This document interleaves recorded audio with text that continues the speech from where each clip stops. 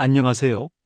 오늘은 우리가 결코 잊어서는 안 될 위대한 영웅, 안중근 의사의 파란만장했던 생애와 그 삶을 묵묵히 지탱해준 어머니와의 특별하고도 감동적인 관계, 그리고 대한의 남아로서 겪었던 감옥에서의 마지막 순간들을 깊이 있게 이야기해 보려 합니다. 우리는 안중근 의사라고 하면 흔히 1909년 하얼빈에서 이토 히로부미를 저격한 독립운동가로서의 강렬하고 용맹한 모습만을 떠올리곤 합니다. 하지만 그 의거의 이면에는 한 인간으로서의 깊은 고뇌와 신념, 그리고 무엇보다 어머니 조마리아 여사의 헤아릴 수 없는 사랑과 굳건한 지지가 있었습니다. 지금부터 안중근 의사의 발자취를 세심하게 따라가며 그의 인간적인 면모와 위대한 정신을 보다 입체적으로 이해하는 시간을 가져보도록 하겠습니다. 안중근 의사는 1879년 지금의 황해남도 해주시 지역에 해당하는 황해도 해주부 수양산 아래 석탈리에서 태어났습니다.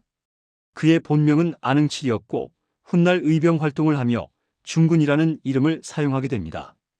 안중근 의사의 어린 시절은 당시 양반과 자제들과 크게 다르지 않은 듯 했지만 그는 어려서부터 남다른 기상과 비범한 면모를 보였습니다.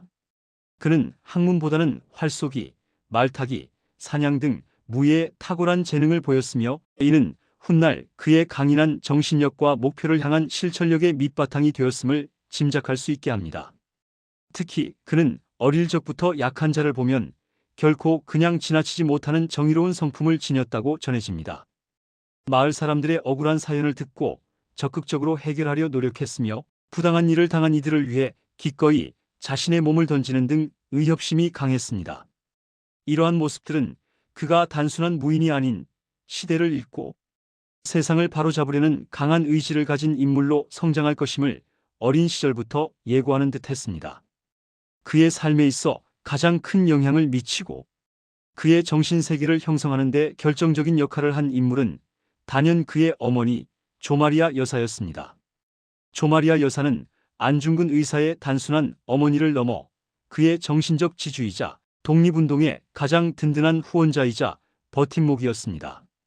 어머니는 아들이 올바른 가치관을 가지고 세상을 살아갈 수 있도록 항상 가르치고 격려했으며 특히 나라를 위한 헌신과 희생을 주저하지 않도록 강인한 민족 정신과 애국심을 심어주셨습니다. 이러한 어머니의 깊이 있는 가르침과 변함없는 지지는 안중근 의사가 평생을 나라와 민족의 독립을 위해 바치는데 결정적인 역할을 하게 됩니다. 안중근 의사는 1894년 동학농민운동이 일어나자 한때 김구 선생과 함께 의병에 참여하기도 했습니다.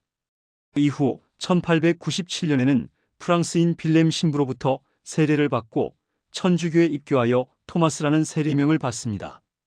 그는 청년이 되어 교육사업에 투신하기도 합니다. 고향에 사문학교를 설립하고 돈이학교를 인수하여 교장으로 취임하는 등 인재 양성을 통해 나라의 힘을 기르고자 노력했습니다. 또한 1907년에는 국제보상운동에 적극적으로 참여하는 등 다양한 방법으로 나라의 자주 독립을 지키고 국권을 회복하고자 노력했습니다. 하지만 일제의 침략이 점차 노골화되고 대한제국의 국권이 위협받는 상황이 심화되자 그는 평화적인 방법만으로는 더 이상 나라를 구할 수 없다고 판단하게 됩니다. 그는 결국 무력으로 빼앗긴 주권을 되찾는 것이 유일한 길이라고 결심했고 1907년 연해주로 망명하여 의병 활동에 몸을 던지게 됩니다. 그는 의병 부대를 조직하고 일본군과 치열한 전투를 벌이며 조국 독립의 불씨를 지폈습니다.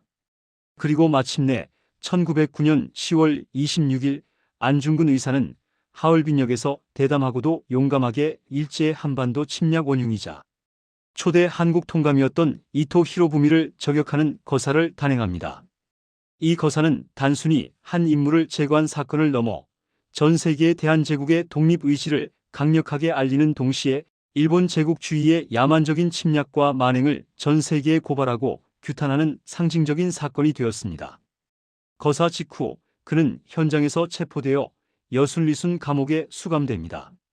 감옥에서의 생활은 이루 말할 수 없이 혹독했을 것입니다. 육체적인 고통뿐만 아니라 정신적인 압박과 고립감 속에서 극심한 어려움을 겪었을 테지만 안중근 의사는 조국과 민족을 위한 자신의 신념을 결코 굽히지 않았습니다. 그는 오히려 더욱 강인한 정신력으로 일제에 맞섰습니다. 그가 위순 감옥에 수감되어 재판을 기다리던 중 가장 힘들고 외로운 시기에 그의 마음을 굳건하게 지탱해 준 것은 바로 어머니 조마리아 여사로부터 온 한 통의 편지였습니다. 이 편지는 안중근 의사 본인뿐만 아니라 당시 일제의 탄압에 신음하던 우리 민족 전체에 큰 감동과 용기를 주었으며 현재까지도 많은 이들에게 민족의 위대한 정신을 상징하는 명문으로 회자되고 있습니다. 편지에는 어머니의 아들을 향한 헤아릴 수 없는 깊은 사랑과 함께 아들의 의거에 대한 굳건한 믿음, 그리고 나라를 위한 헌신을 지지하는 숭고한 정신이 고스란히 담겨 있었습니다. 조마리아 여사는 편지에서 아들에게 이렇게 당부합니다. 내가 항소상소한다면 그것은 일제의 목숨을 구걸하는 비겁한 행동이 될 것이다. 나라를 위해 딴 마음을 먹지 말고 죽으라.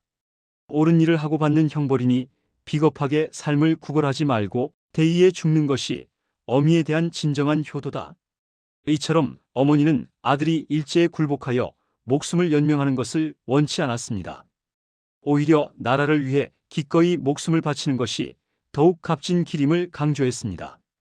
또한 어머니는 아들에게 직접 정성껏 지은 수의를 보내며 내가 어떠한 마음으로 이 옷을 입을지 나는 잘 알고 있다. 이 옷을 입고 당당하게 죽음을 맞이하여라라고 격려했습니다. 현세에서의 재회를 기대하지 않으며 다음 세상에는 선량한 천부의 아들로 다시 태어나기를 바란다는 어머니의 애끓는 마음은 아들의 죽음을 단순한 개인의 비극이 아닌 민족 전체의 숭고한 희생과 염원으로 승화시키려는 것이었습니다. 어머니의 이 한 통의 편지는 안중근 의사가 1910년 2월 14일 사형 선고를 받고도 항소하지 않고 담담하고 의연하게 죽음을 맞이할 수 있었던 가장 큰 정신적인 힘과 용기가 되었습니다. 그는 어머니의 깊은 뜻을 받들어 나라를 위한 자신의 희생을 기꺼이 받아들였으며 마지막 순간까지도 조국의 독립을 염원했습니다. 감옥에서 안중근 의사는 단순히 죽음을 기다리거나 좌절하고만 있었던 것이 결코 아닙니다. 그는 그 짧은 기간 동안에도 놀라운 정신력으로 인류의 평화를 향한 원대한 이상을 담은 동양평화론을 집필하는 등 위대한 업적을 남겼습니다. 동양평화론은 단순히 일제에 대한 저항을 넘어 동아시아의 진정한 평화와 번영을 구상하는 그의 선구적인 사상이 담겨 있습니다. 그는 감옥이라는 극한의 상황 속에서도 끊임없이 나라와 민족의 미래를 고민하고 더 나은 세상을 꿈꾸고 이를 실현하기 위한 방법을 모색했던 것입니다. 그는 동양 3국인 한국, 중국, 일본이 서로 협력하여 서구 열강의 침략에 공동으로 맞서고 상호 존중과 신뢰를 바탕으로 평화를 이룩해야 한다고 주장했습니다. 이는 당시 제국주의가 팽배하고 양육강식이 당연시되던 시대 상황 속에서 매우 시대를 앞서가는 이상적이면서도 현실적인 대안을 제시한 사상이었습니다. 안중근 의사의 감옥 생활은 그의 인간적인 고뇌와 함께 초인적인 의지를 동시에 보여주는 시간이었습니다. 그는 감옥에서 수많은 유목을 남기기도 했는데 그의 유목 하나하나에는 강인한 정신과 민족에 대한 뜨거운 사랑 그리고 나라의 독립을 향한 굳은 신념이 고스란히 담겨 있습니다. 하루라도 책을 읽지 않으면 입안에 가시가 돋는다와 같은 그의 글귀들은 후대 사람들에게 깊은 울림을 주고 있습니다. 그의 마지막 유언 역시 내가 죽은 뒤 나의 뼈를 하얼빈 공원 옆에 묻어두었다가 우리 국권이 회복되거든 고국으로 반장해다오. 나는 천국에 가서도 또한 마땅히 우리나라의 국권 회복을 위해 노력할 것이다였습니다. 그는 죽음의 문턱 앞에서도 오직 조국의 독립만을 염원하며 자신의 사후에도 조국을 위해 헌신하겠다는 불굴의 의지를 보여주었습니다.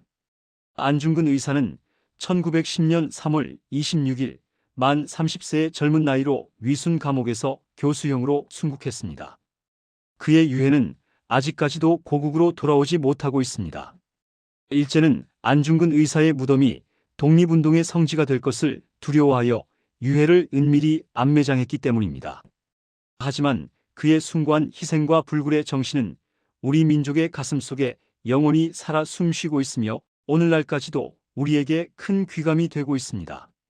조마리아 여사는 아들 안중근 의사의 순국 이후에도 독립운동에 대한 지원과 헌신을 결코 멈추지 않았습니다. 그는 아들의 뜻을 이어받아 상해로 망명하여 대한민국 임시정부의 재정적 후원자로 나섰으며 임시정부 요인들과 독립운동가들의 정신적 지주 역할을 묵묵히 수행했습니다. 1922년에는 상하이로 이주하여 임시정부 경제후원회를 설립하는 등 물심양면으로 독립운동을 적극적으로 도왔습니다. 조마리아 여사의 이러한 헌신적인 삶과 애국심은 2008년 대한민국 정부로부터 건국훈장, 애족장 추서라는 뒤늦게나마 국가의 인정과 예우를 받았습니다. 안중근 의사의 삶과 어머니 조마리아 여사의 이야기는 우리에게 깊은 감동과 함께 많은 것을 시사합니다. 한 개인의 숭고한 희생 뒤에는 이렇듯 강인하고 헌신적인 가족의 지지와 사랑이 있었음을 여실히 보여줍니다. 또한 나라를 위한 마음이 얼마나 위대한 힘과 용기를 발휘할 수 있는지, 그리고 한 인간의 신념과 의지가 시대의 흐름을 바꿀 수 있는지를 깨닫게 해줍니다. 우리는 안중근 의사의 숭고한 희생과 위대한 정신을 결코 잊지 않고 영원히 기억해야 합니다. 그의 용기, 그의 지혜, 그리고 무엇보다 그의 뜨거운 나라 사랑 정신은 오늘날 우리가 살아가는 데에도 강력한 귀감과 영감을 제공합니다. 앞으로도 안중근 의사의 정신을 끊임없이 기리고 그가 꿈꾸었던 동양 평화와 인류 번영의 이상을 함께 실현해 나가기 위해 노력해야 할 것입니다. 그의 위대한 삶을 다시 한번 가슴 깊이 되새기며 이 영상을 마무리하겠습니다.